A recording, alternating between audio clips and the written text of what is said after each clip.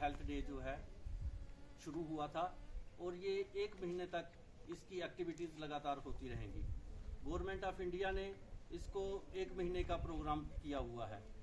तो ये world oral health day जो है ना सिर्फ हमारी इंडिया में बल्कि ये पूरे विश्व में इसको मनाया जाता है।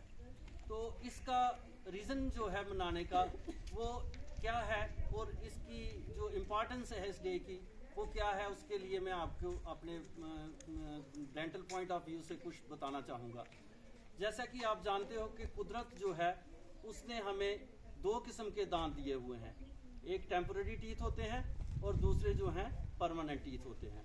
जो टेम्पररी टीथ होते हैं वो धीरे धीरे अब उस जाज से निकलना शुरू हो जाते हैं और उनको फॉलो करने वाले जो टीथ होते हैं उनको परमानेंट टीथ बोलते हैं। तो परमानेंट टीथ की जो संख्या है वो 32 होती है और जो टेम्पररी टीथ की संख्या है वो 20 होती है।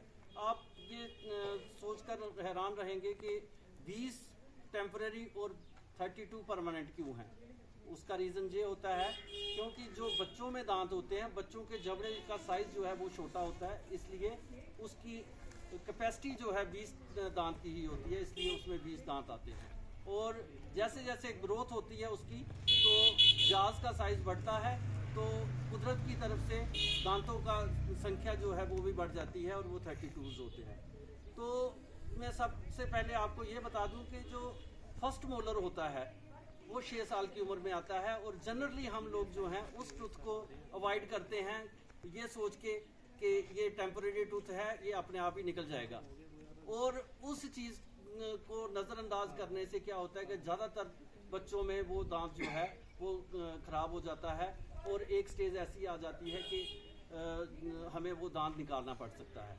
तो इस चीज़ के लिए हमें अवेयरनेस होनी चाहिए। हमें अपने बच्चों को, खास करके बच्चों के ऊपर मैं स्ट्रेस दूंगा क्योंकि बच्चे जो हैं देश का भविष्य होते हैं और बच्चों के दांत अगर हेल्दी हैं तो हमारा जो आने वाला समय होगा, हमारी नई जनरेशन होगी वो हेल्दी होगी। तो इस साल का जो थीम है वो ये है कि happy mouth and healthy mind. अगर हमारा मुंह जो है वो साफ होगा तो हमारा दिमाग जो है वो भी कुदरती साफ रहेगा। और इस चीज़ को मद्देनज़र रखते हुए मैं बताऊंगा कि हमें 2 बार ब्रश जरूर करना चाहिए, एक बार सुबह और एक बार सोने से पहले शाम को ब्रश करके सोना चाहिए।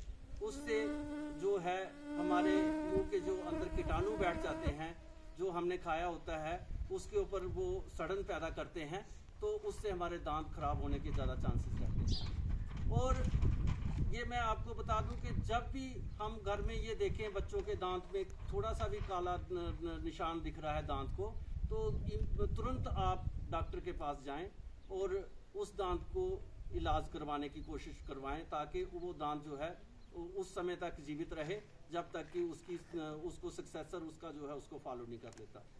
तो इस तरीके से हम अपने जो है दांतों को बचा सकते हैं। Thank you so much. इसके ज़्यादा आपको नहीं बताने की ज़रूरत क्योंकि जो मैंने बताया वो मुझे लगता है कि सफिशेंट है। तो आप अपने दांतों की सेहत के बारे में हमेशा ध्यान रखें कि 2 बार ब्रश जरूर करना है। और जो कैंडीज़ बच्चों को हम देते हैं, जो हम देते हैं आइसक्रीम्स देते हैं, जितना भी शुगर कंटेंट हम देंगे बच्चों को, शुगर पे ज़्यादातर कीटाणु जो हैं बैठना शुरू हो जाते हैं और दांत को सड़न जो है वो उससे जल्दी होना शुरू हो जाती है। तो इसलिए कैंडीज़ का अवॉइड करना ज़रूरी है हमारे लिए। तो जब भी हम कुछ खाएं तो एक और आदत डाल लें कि तुरंत कुल्ला करें ताकि वो जो खाने के उसमें फंसे रहते हैं दांतों में, तो वो खाना जो है इमीडिएटली बाहर निकल जाए और कीटाणुओं को उस पर जमा होने का कोई स्पेस ना मिले। तो थैंक यू सो मच।